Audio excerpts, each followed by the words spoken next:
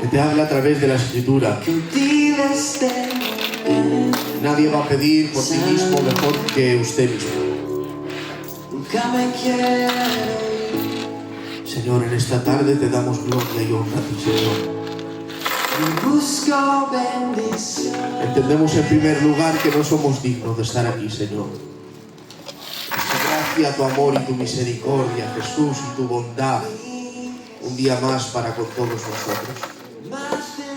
Gracias, Dios mío, porque tú eres bueno y nos regalas lo que no merecemos, Señor.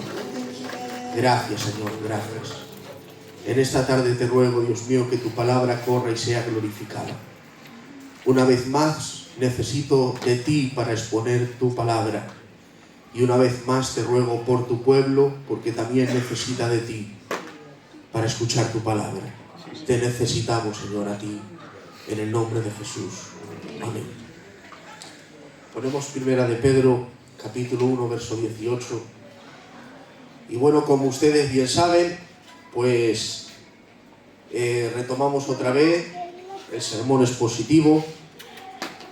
Y en Primera de Pedro 1:18, del 18 al 21 es lo que me tocaría a mí.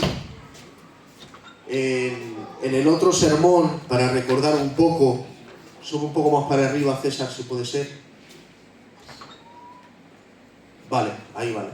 Estuvimos hablando de que Cristo, Dios, nos manda el imperativo como un mandamiento: sed santos porque yo soy santo. Y también nos dice: sed santos en toda vuestra manera de vivir. Estuvimos predicando que la limpieza, la santidad tiene que estar y lucir en todos los aspectos de nuestra vida.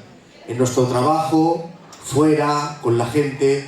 ¿Por qué? Porque el Señor nos manda sed santos en toda nuestra manera de vivir. Y dijimos que sed santos se significaba verdaderamente no tener mezcla en toda vuestra manera de vivir. Ese era el último sermón. Y ahora nos toca del verso 18 al 21. Y tengo que decir que me ha costado mucho, iglesia. Este sermón me ha costado muchísimo. Pero también tengo que decir que cómo he podido disfrutar tanto. Me ha costado mucho, pero a la vez he disfrutado muchísimo.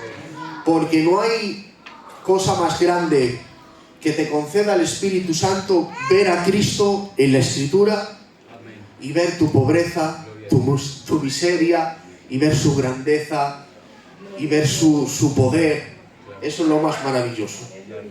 Y dice la palabra del Señor: sabiendo que fuisteis rescatados de vuestra vana manera de vivir, la cual recibisteis de vuestros padres, no con cosas corruptibles como oro o plata, sino con la sangre preciosa de Cristo, como de un cordero sin mancha y sin contaminación, ya destinado desde antes de la fundación del mundo, pero manifestado en los postreros tiempos por amor de vosotros, y mediante el cual creéis en Dios, quien le resucitó de los muertos y le ha dado gloria, para que vuestra fe y esperanza sean en Dios. Amén. Gloria a su palabra. Dice el verso 18, y empieza escribiendo Pedro esta carta diciendo: sabiendo que fuisteis rescatados de vuestra vana manera de vivir. La palabra aquí, el tema principal es el rescate, y el tema principal que habla aquí es ni más ni menos que nuestra redención. Thomas Watson dice así: observo correctamente que la redención fue la obra grandiosa de Dios. Grande fue la obra de la creación, pero más grande es la obra de la redención. Costó más redimirnos que crearnos. En la creación solo necesitó hablar una palabra. En la redención hubo que derramar sangre. La creación no fue más que la obra de los dedos de Dios, como dice en el Salmo. Pero la redención es la obra de su brazo. Aleluya. Gloria a Cristo. Redención, ¿qué es la redención? La palabra redención es un término que describe una de las características que pudo conseguir Cristo a través de la cruz para nuestra salvación. La palabra redención trata con el costo de la salvación y el medio por el cual Dios recibió el pago del pecado. Rescatado significa comprar la libertad mediante el pago o liberar por medio del pago de un precio. Pedro está hablando de una redención bajo el prisma de lo que tenían conocimiento del Antiguo Testamento. Y Pedro está escribiendo en este contexto de la redención bajo el prisma de Éxodo capítulo 12 del 1 al 13. No hace falta que lo pongas, César, que ya lo leo yo. Éxodo 12 del 1 al 13. Y verán por qué escribe esto Pedro. Dice: habló Jehová a Moisés y a Aarón en la tierra de Egipto diciendo: este mes os será principio de los meses, para vosotros será este el primero de los meses del año. Hablad a toda la congregación de Israel diciendo: en el 10 de este mes tómase cada uno un cordero según las familias de los padres, un cordero por familia. Mas si la familia fuere tan pequeña que no baste para comer el cordero, entonces él y su vecino inmediato a su casa tomarán uno según el número de las personas. Conforme al comer de cada hombre, haréis la cuenta sobre el cordero. El animal será sin defecto, macho de 1 año. Lo tomaréis de las ovejas o de las cabras, y lo guardaréis hasta el día 14 de este mes. Y lo inmolará toda la congregación del pueblo de Israel entre las 2 tardes. Y tomarán de la sangre y la pondrán en los 2 postes y en el dintel de las casas en que lo han de comer. Y aquella noche comerán la carne asada al fuego y panes sin levadura. Con hierbas amargas lo comerán. Ninguna cosa comeréis de él cruda, ni cocida en agua, sino asada al fuego. Su cabeza con sus pies y sus entrañas. Nunca cosa dejaréis de él hasta la mañana, y lo que quedare hasta la mañana lo comeréis en el fuego. Y lo comeréis así: ceñidos vuestros lomos, vuestro calzado en vuestros pies, y vuestro bordón en vuestra mano, y lo comeréis apresuradamente en la Pascua de Jehová. Pues yo pasaré aquella noche por la tierra de Egipto, y heriré a todo primogénito en la tierra de Egipto, así de los hombres como de las bestias, y ejecutaré mis juicios en todos los dioses de Egipto, yo Jehová. Y la sangre os será por señal en las casas donde vosotros estéis, y veré la sangre y pasaré de vosotros, y no habrá en vosotros plaga de mortandad cuando hiera la tierra de Egipto. Bajo este prisma está escribiendo y hablando Pedro sobre la redención. ¿Sobre qué prisma? Sobre la Pascua, sobre aquel acontecimiento que tuvieron las familias de Israel: sacrificar un cordero y su sangre, los dinteles de las puertas, mancharlas con la sangre del cordero. ¿Para qué? Para que cuando pasara la ira y el juicio de Dios, en las casas que hubiera esa sangre de ese cordero, no iba a ser caído sobre ellos el juicio de Dios. Sobre este prisma está hablando Pedro de la redención. La vida del cordero fue el precio requerido para salvar la vida de los primogénitos. El cordero era una ilustración divinamente ordenada, ni más ni menos que fue ordenada por Dios. Y su sacrificio tipificó la muerte expiatoria de un sustituto inocente que redimía a quienes estaban en esclavitud bajo pecado. Éxodo 15:13. Lo ponemos así. Éxodo 15:13 dice la palabra del Señor para que ustedes vean dónde los israelitas llevaban este acontecimiento. Y dice el pueblo en un cántico: condujiste en tu misericordia a este pueblo que redimiste.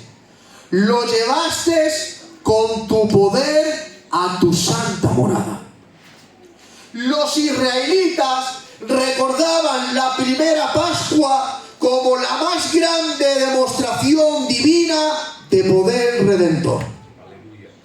La recordaban como la obra más grande que pudo hacer Dios.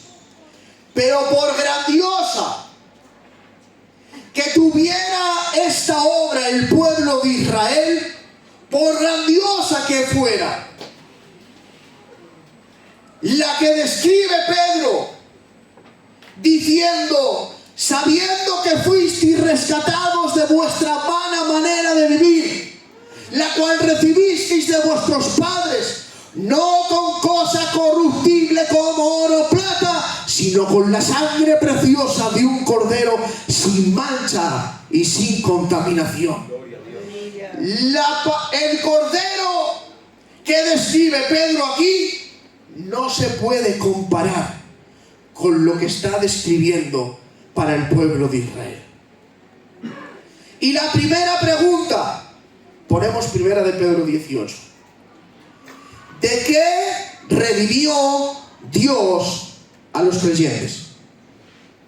A sus hijos, a los creyentes, Dios nos ha redimido de la paga y de la esclavitud del pecado. ¿Pero de qué redimió Dios a los creyentes?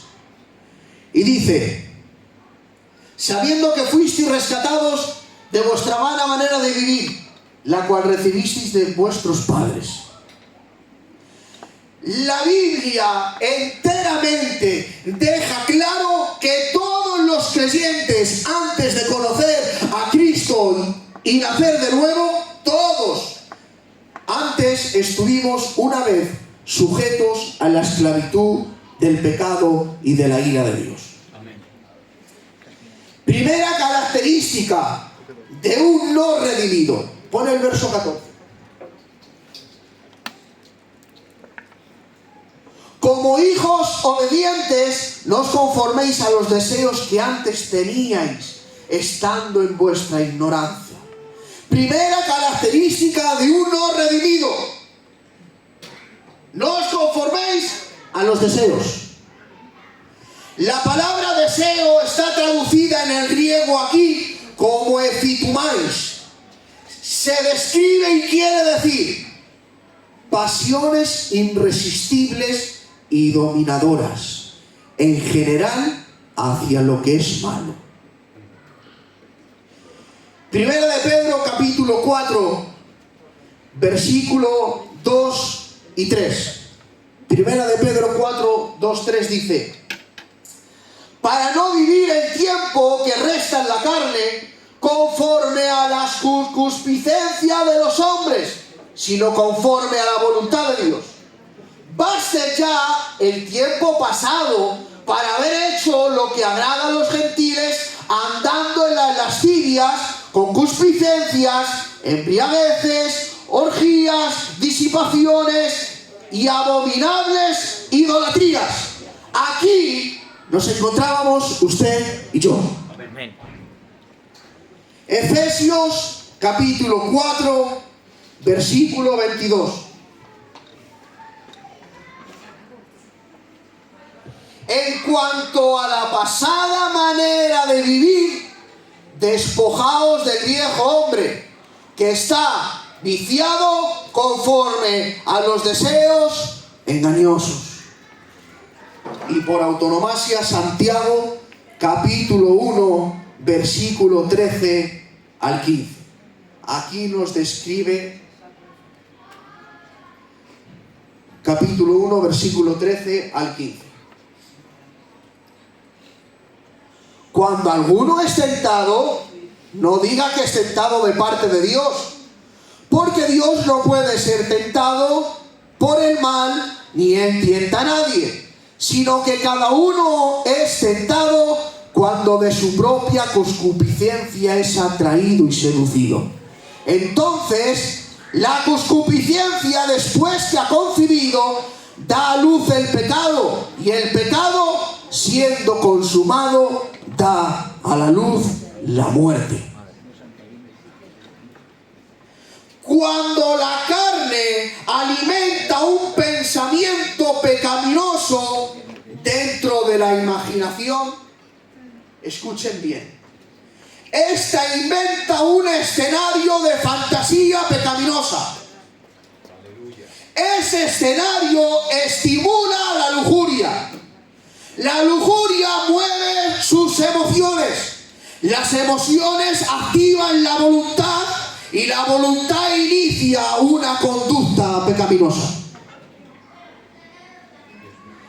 Segunda característica de los no redimidos. Ponemos Juan 8:31. Y nos dice en el verso 15 de Primera de Pedro, dice: no os conforméis a los deseos que antes teníais en vuestra ignorancia. Otra característica de un no redimido. ¿Por qué? Porque la palabra ignorancia en Primera de Pedro significa y se refiere a la ausencia de comprensión espiritual. En Juan 8:31, aquí lo podemos ver claramente. Dijo entonces Jesús a los judíos que habían creído en él: si vosotros permaneciereis en mi palabra, seréis verdaderamente mis discípulos y conoceréis la verdad, y la verdad os hará libres. Todos conocemos este relato. Los líderes judíos y religiosos tienen una conversación con Jesús. Y aquí claramente podemos ver una ignorancia, una ausencia de comprensión espiritual. Porque Juan 8:43, pon el texto 43 y míralo, la respuesta que les dice Cristo. Juan 8:43 dice: ¿por qué no entendéis mi lenguaje? Está en el mismo capítulo, ¿eh? ¿Por qué no entendéis mi lenguaje? Les dice a los líderes religiosos. ¿Por qué no entendéis mi lenguaje? ¿Por qué no podéis escuchar mi palabra? Vosotros sois de vuestro padre el diablo, y los deseos de vuestro padre queréis hacer. Efesios capítulo 4, verso 17. Esta ignorancia de los no redimidos viene y actúa por la dureza del corazón. Ahí es la raíz. Pero Pablo resume mejor esta ignorancia en Efesios 4:17. Dice: esto pues digo y requiero en el Señor, que ya no andéis como los otros gentiles, que andan en la vanidad de su mente, teniendo el entendimiento entenebrecido, ajenos de la vida de Dios. ¿Por qué? Por la ignorancia que en ellos hay, por la dureza de su corazón. Primera característica de un no redimido: los deseos, que son las pasiones que te llevan a pecar. Segunda característica de los no redimidos: la ignorancia, que produce la dureza de tu corazón. Tercera característica de un no redimido: Primera de Pedro 1:18, y ahora entramos en el texto de la palabra. Dice Pedro: fuisteis rescatados de vuestra vana manera de vivir. Vana manera de vivir significa e identifica una existencia superficial, una existencia inútil, una existencia vacía y sin valor. ¿Sabe lo que significa la palabra vana? Significa hueco, vacío, falto de solidez. Una vida vana es una vida vacía, hueca, que solo intenta satisfacer ese vacío y ese hueco. ¿Sabe con qué? Con cosas terrenales, con cosas temporales. Mateo 16, 26.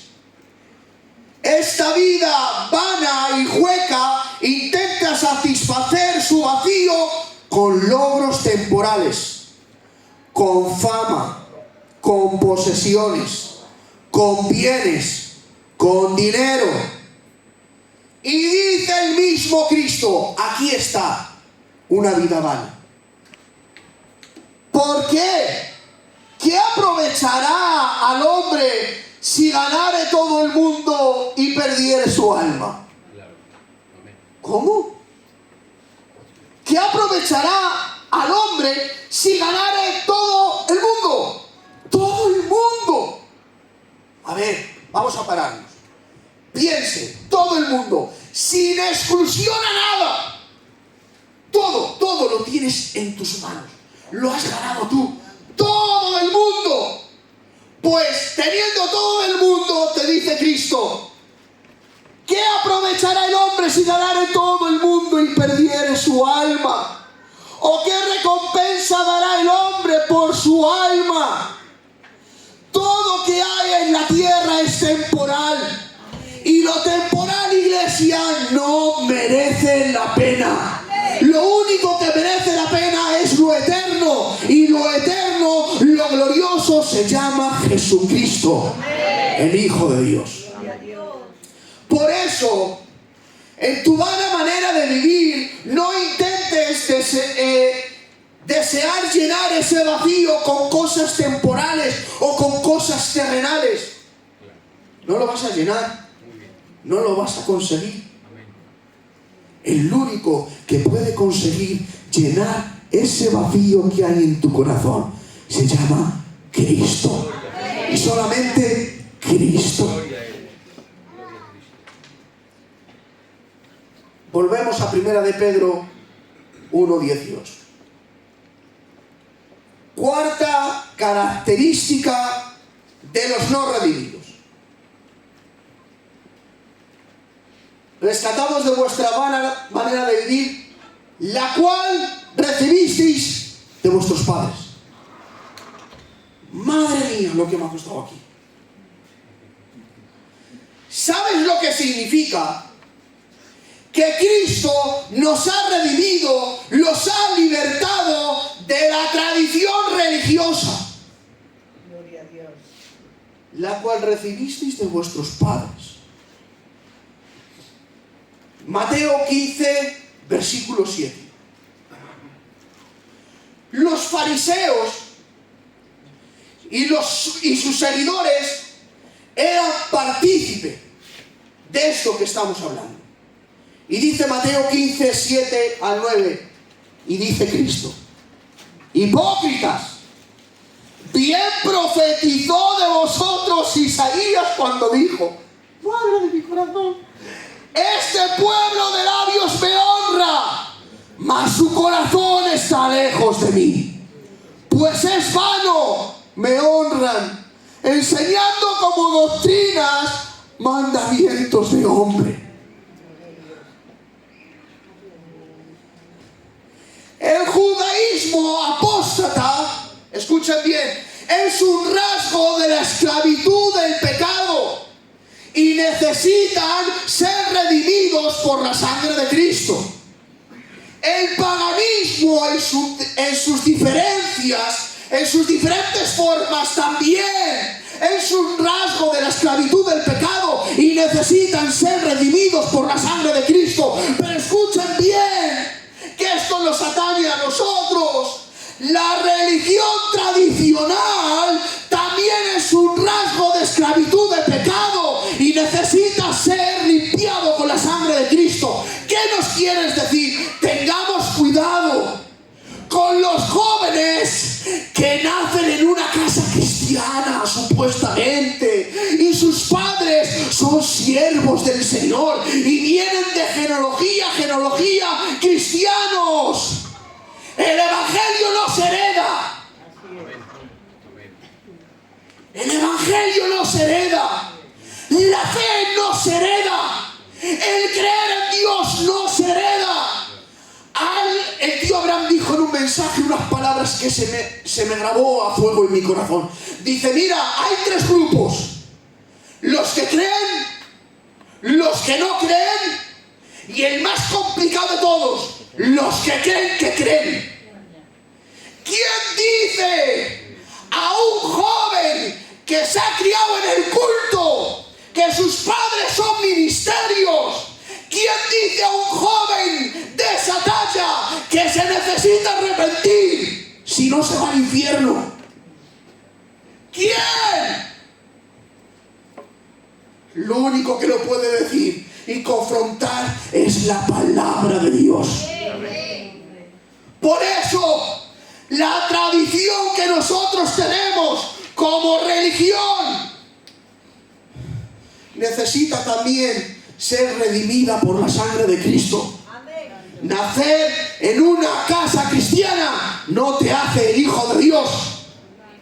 Como dijo el pastor una vez, y se lo copio, estar en el Burger King no me hace una hamburguesa. Y alguien dijo, Dios tiene hijos, no nietos. Escúcheme bien si hay alguien aquí o a través de las redes sociales. Si has nacido en una casa cristiana, te llames como te llames, sea de la familia que seas, si no te arrepientes de tus pecados, si no crees en el Hijo de Dios, si no naces de nuevo, te espera el infierno. Con urgencia tienes que ser redimido por la sangre de Cristo. Amén. Que salvamos muy rápido.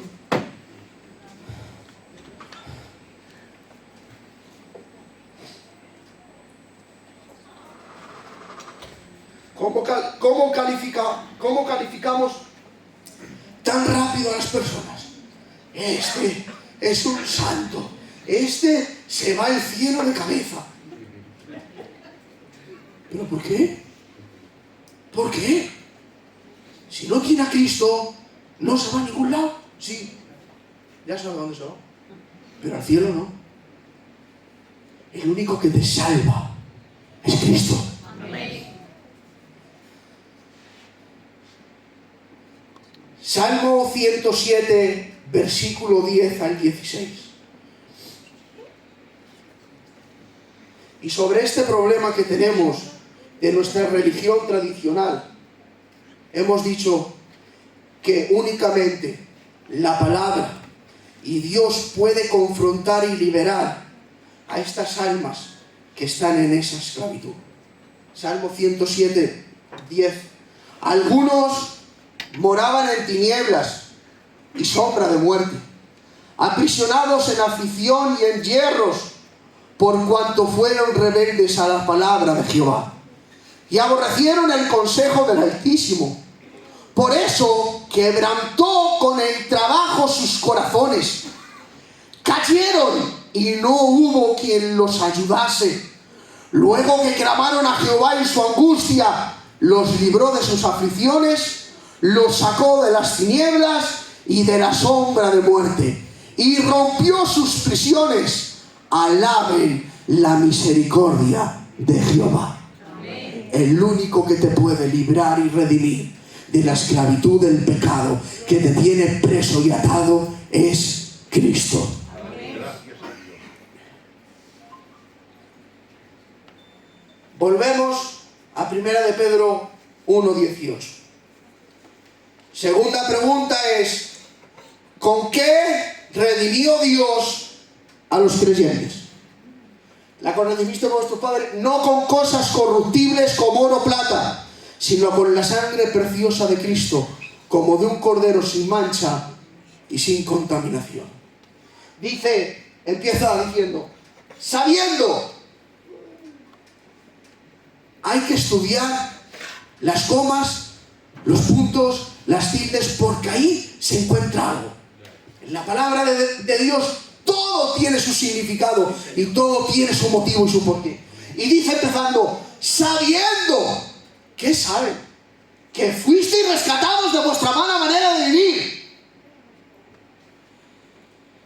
Pedro resalta a estos creyentes que eran conscientes de que fueron rescatados no con cosas corruptibles, pero aun sabiendo que fueron rescatados no con cosa corruptible como oro o plata, sino con la sangre preciosa de Cristo, aun sabiéndolo, Pedro menciona el oro y la plata. ¿Por qué?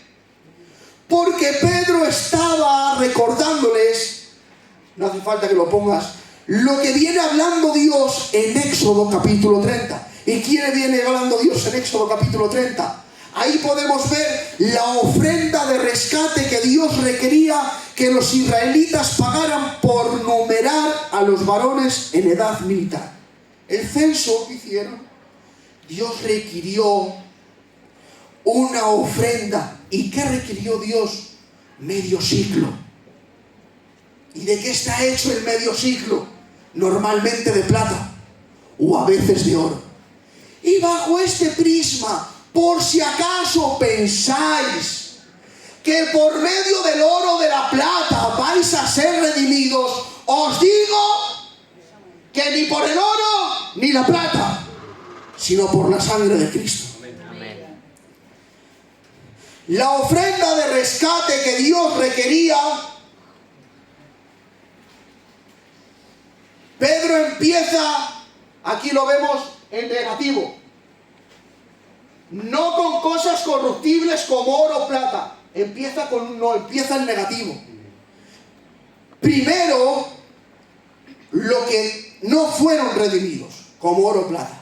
Pero ahora nos dice el medio de cómo ellos fueron redimidos y nosotros también, sino con la sangre preciosa de Cristo, como de un cordero sin mancha y sin contaminación. Con la sangre preciosa de Cristo. Hebreos capítulo 10, versículo 1. Fuimos redimidos con la sangre preciosa de Cristo. Porque la ley, teniendo la sombra de los bienes venideros, no la imagen misma de las cosas, nunca pueden, por los mismos sacrificios que se ofrecen continuamente cada año, hacer perfectos a los que se acercan. De otra manera, cesarían de ofrecerse, pues los que tributan este culto, limpios una vez, no tendrían ya más conciencia de pecado. Pero en estos sacrificios, cada año, se hace memoria de los pecados, porque la sangre de los toros y de los machos cabrios no pueden quitar los pecados. Por lo cual, entrando en el mundo, dice, sacrificio y ofrenda no quisiste, mas me preparaste cuerpo. Holocaustos y expiaciones por el pecado no te agradaron. Entonces dije, he aquí que vengo, oh Dios, para hacer tu voluntad. Como en el rollo del libro está escrito de mí, diciendo primero sacrificio y ofrenda y holocausto y expiaciones por el pecado no quisiste, ni te agradaron, los cuales se ofrenden según la ley. Y diciendo luego, he aquí que vengo, Dios, para hacer tu voluntad. Quítalo primero para establecer esto último. En esa voluntad somos santificados mediante la ofrenda del cuerpo de Jesucristo, hecha una vez y para siempre. Amén. Hecha una vez y para siempre. ¿Y por qué? Cristo, sacrificando su sangre preciosa, fue suficiente para una vez y para siempre. ¿Por qué?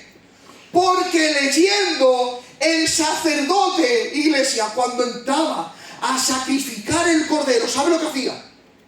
Se ponía su túnica, se ponía el pectoral con 12 piedras de oro, representando las 12 tribus de Israel. Se ponía cosas de oro, de plata, bien vestido, cogía el cordero, entraba al lugar del sacrificio, pero cuando estaba allí, acontecía algo. Se quitaba todo lo que se había puesto. Se quitaba su manto, se quitaba el oro, se quitaba la plata, se quitaba el pectoral con las 12 piedras representando las 12 tribus de Israel. Y a la hora de sacrificar se ponía una túnica blanca representando la limpieza y la santidad de Dios. ¿Y a qué le recuerda todo esto? Cristo mismo. Dice la palabra de Dios en Filipenses: haya pues en vosotros este sentir que hubo en Cristo Jesús, el cual forma de Dios no estimó al ser igual a Dios como cosa que aferrarse, sino que se despojó y se hizo en la condición de hombre, y estando en la condición de hombre se humilló a sí mismo hasta la muerte y muerte de cruz, por lo cual Dios le ha dado un nombre que es sobre todo nombre, para que en el nombre de Jesús se doble toda la rodilla de los que están en los cielos, en la tierra y debajo de la tierra, y toda lengua confiese que Jesús es el Señor, para la gloria de Dios Padre. Amén. Dios mismo como sacerdote tenía su túnica real, su túnica de gloria, pero dice la palabra de Dios que se despojó y se humilló y fue a la muerte, y muerte de cruz. Y cuando fue sacrificado, no fue sacrificado con un manto real lleno de oro. Fue sacrificado con una corona de espinas, con unos clavos en sus manos y en sus pies, escarnecido todo su cuerpo, diciendo la palabra que su cuerpo era una pura llaga. Por eso toma sentido. La sangre de Cristo fue suficiente, una vez y para siempre. Volvemos a Primera de Pedro y ya terminamos. Dice: una vez la sangre de Jesucristo sin mancha, con la sangre preciosa de Cristo, como un cordero. Vale, quieto ahí, Pedro, no escribas más. Sino con la sangre preciosa de Cristo como un cordero. Vale, no. Dice, sin mancha y sin contaminación. ¿Por qué? Porque escuchen bien, y tengo que decir algo. Hay un problema. Pon 2 de Corintios 5:21. Fue como un cordero sin mancha y sin contaminación. Pero hay un problema. Leemos 2 de Corintios 5:21 y dice: al que no conoció pecado, por nosotros lo hizo pecado, para que nosotros fuésemos hechos justicia de Dios en él. Amén. Hay un problema. Si fue un cordero sin mancha y sin contaminación, y aquí nos dice: al que no conoció pecado, por nosotros lo hizo pecado. Escuchen bien. La culpa de los pecadores fue imputada a Cristo, pero Él no estaba en ningún sentido manchado en realidad con esa culpa. Cristo, dice un siervo del Señor llamado Sugel Michelin, Cristo simplemente fue tenido por culpable ante la corte del cielo, y la penalidad de toda esa culpa fue ejecutada en su contra. El pecado le fue imputado, mas no impartido en él. No puede significar que Cristo se convirtió en un pecador. Cristo no podía pecar. ¡Ay! Cristo no podía pecar. Era impecable. Él es santo. Él era un ser incontaminado por el pecado. Si Cristo peca, aquí es la que toma sentido. Si Cristo llega a pecar, no llega a valer la ofrenda de la cruz que había hecho por todos nosotros. ¿Por qué? Porque si Él llega a pecar, no puede librar a los culpables porque Él también es culpable. Si llega a pecar. Pero Cristo vivió santo y murió santo. Amén. Entonces, el efecto de su muerte fue limpiar a los culpables. Porque Él no fue culpable. Él fue inocente. Significa que la culpabilidad por nuestros pecados le fue imputada a Él, a un ser santo, sublime y grandioso. Dice Isaías 53, Él herido fue por nuestras rebeliones, molido por nuestros pecados. Primera de Pedro 2:24 dice, llevó Él mismo nuestros pecados en su cuerpo sobre el madero. Hebreos 9:28 dice, Él llevó los pecados de muchos. Y escuchen bien, dice John MacArthur, la culpa que Él llevó no era su culpa, pero Él la sobrellevó como si fuera suya. Dios puso nuestra culpa en la cuenta de Él y le hizo pagar el castigo por ello. Dios derramó toda la furia de su ira contra todo ese pecado. Y Jesús tuvo que experimentarlo todo.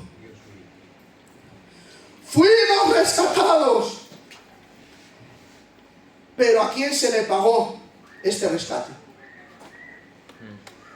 Si alguien se le llevan secuestrado, llaman por teléfono y ¿qué piden? Un rescate. Tú vas, pagas el rescate al que se le ha llevado a dicha persona.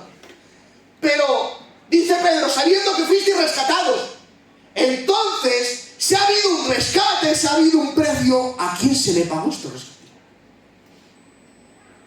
Escuchen bien, todo pecado es una ofensa en contra de Dios.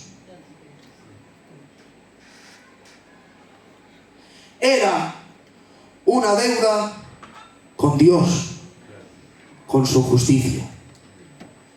Escuchen bien, el precio no fue pagado a Satanás. Amén. Escuchen bien, el precio no fue pagado a Satanás. Que estamos muy locos y he escuchado por ahí. El precio no fue pagado a Satanás. Como si lo hubiéramos ofendido a él. Vamos, chico, ¿no te hemos ofendido a ti? Cuando tú pecas, ¿no ofendes a Satanás? Cuando tú pecas, ofendes al mismo Dios. Por eso la paga del rescate no fue a Satanás, fue a Dios. Todo pecado es contra Dios y es Él el que estableció que el precio fuera la vida de su propio Hijo. Pon primera de Pedro 1:18. Por medio de quien redimió Dios a los creyentes. Este es el último punto y ya termino, ¿eh? ¿Cuánto llevo, Javi? 43. ¿Cuánto? 43 minutos. Bueno, me pasa un poquillo, ¿eh? Sin mancha y sin contaminación, ya destinado desde antes de la fundación del mundo, pero manifestado en los posteros tiempos por amor de vosotros. Por medio de quien redimió Dios a los creyentes. Ya destinado. ¿Sabe lo que quiere decir ya destinado? Habiendo estado preparado de antemano. Madre de mi corazón. Esto quiere decir que Dios planificó enviar al Hijo como Redentor desde antes de la fundación del mundo. Dios no reaccionó ante la caída de Adán ni Eva con una solución de última hora. Muy bien. Cuando pecó el hombre, Dios no se puso nervioso. Ni algo le pudo sobrellevar un susto y conmoverle de su trono. No, eso no fue así. Dios no reaccionó ante la caída del hombre. Ni se puso nervioso. Ni le hizo nada levantarse de su trono. Antes de la caída, incluso antes de la creación, Cristo ya estaba inmolado. Amén. Gloria a Dios.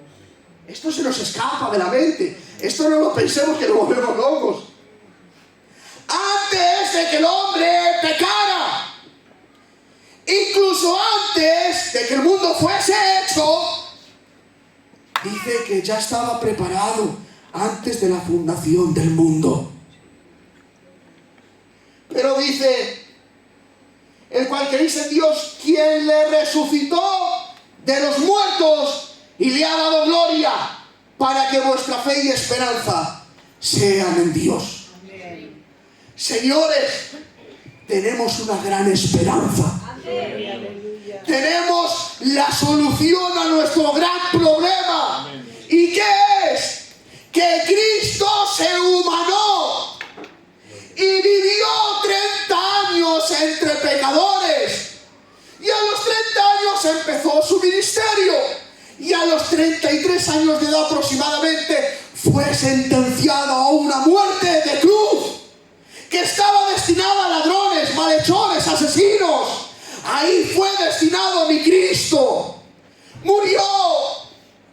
Jesús murió. Padre, en tus manos encomiendo mi espíritu. Y agachando la cabeza, exhaló y murió. Le metieron en el sepulcro. Un día no sucede nada. 2 días no sucede nada. Pero el tercer día, las mujeres iban dirección al sepulcro. Y alguien dijo esta noticia que cambió el tiempo y la historia en el mundo. Dice, ¿por qué buscáis de los muertos al que vive? Él ha resucitado. Amén. Cristo no está muerto. Él vive. Amén. Y ahora está sentado en el trono, a la diestra del trono de Dios, intercediendo por aquellos que somos de Él. Gracias, Dios. Menos mal que tenemos esta esperanza. Menos mal que no tiene nada que ver con nosotros. Menos mal que aquí no aparecemos nosotros por ningún lado. Aparece Él, aparece su gracia, aparece su sacrificio y aparece su resurrección. Él al tercer día resucitó de entre los muertos. Y esa es la seguridad que tenemos, que Él ha resucitado. Por eso, la obra de redención tuvo que ser enteramente puesta a cargo del Hijo de Dios. Enteramente. Enteramente. Di a tu orgullo. Voy a decir a mi orgullo, tú no tienes que ver nada aquí. Él lo ha hecho todo. Él te ha redimido de la esclavitud del pecado. ¿Sabes por qué Él te ha redimido? Porque tú no querías ni podías. No querías ni podías. No quería ni podía. Pero Él en su gracia y en su misericordia se dio en la cruz del Calvario y a través de su sangre nos redimió de toda culpa de pecado. Y te tengo que decir una buena noticia, Iglesia del Barrio España. Si has nacido de nuevo y tienes al Espíritu Santo en tu corazón, eres bienaventurado. Caray, Padre, no debes nada. Estás justificado. Estás perdonado. Pero si hay alguien que me está escuchando que no tienes a Dios, tu deuda sigue. Tu deuda no ha sido saldada. ¿Por qué? Porque no tienes a Cristo en tu corazón. Por eso, si no tienes a Cristo en tu corazón, como alguien dijo, ven a Él. Y si no puedes venir a Él, ven arrastrándote. Y si no puedes venir arrastras, ven andando, ven corriendo. Pero ven a Él y arrepiéntete, por favor. Ven a Enamórate de Dios. Enamórate de Dios. Dios no me enamora en los milagros. Dios no me enamora levantando a un paralítico. Dios no me enamora dando la vista al ciego. Dice en Isaías 53. Sin rostro. Sin rostro.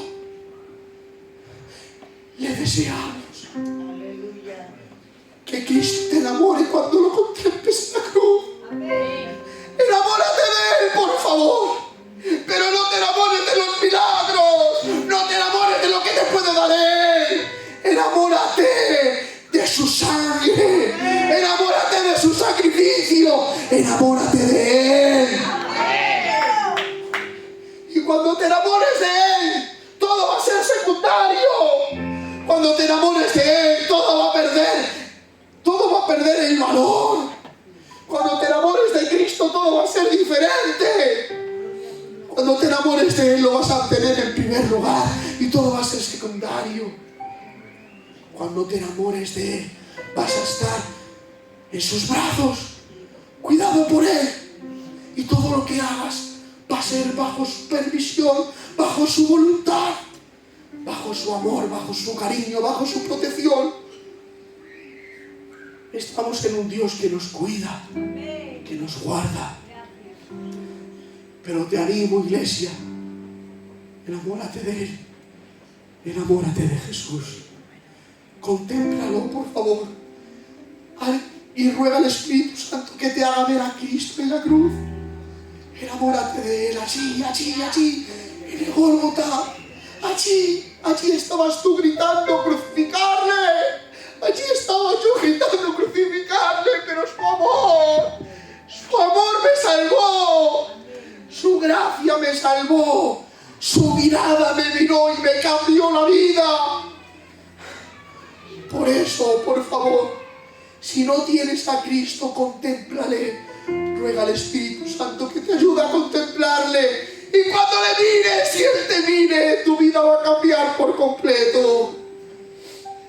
Entrega tu vida a Dios, por favor. Entrégale tu vida. Ruega al Espíritu Santo que te lo conceda, porque tú no puedes ni quieres. Ruega a Dios, ruega a Dios, ruega a Dios que te lo conceda. Él y tú a solas. No necesitas nada más. Él, Dios y tú. Usted y Dios, nadie más. Ahí, cuando Dios te mire, es capaz de restaurarte, de bendecirte, de perdonarte, de ser hecho hijo de Dios. Cierra tus ojos, por favor, un minuto. Un minuto, por favor. Que suene este piano, por favor, pastor. Enamórate del crucificado. Él nos redimió y Él lo hizo todo. Gloria a Él, gloria a su santo nombre. Gracias, Señor, gracias. Gracias por predicar tu palabra, por este honor inmerecido. Gracias, Señor. Te ruego, Dios mío, que tu palabra corra y sea glorificada.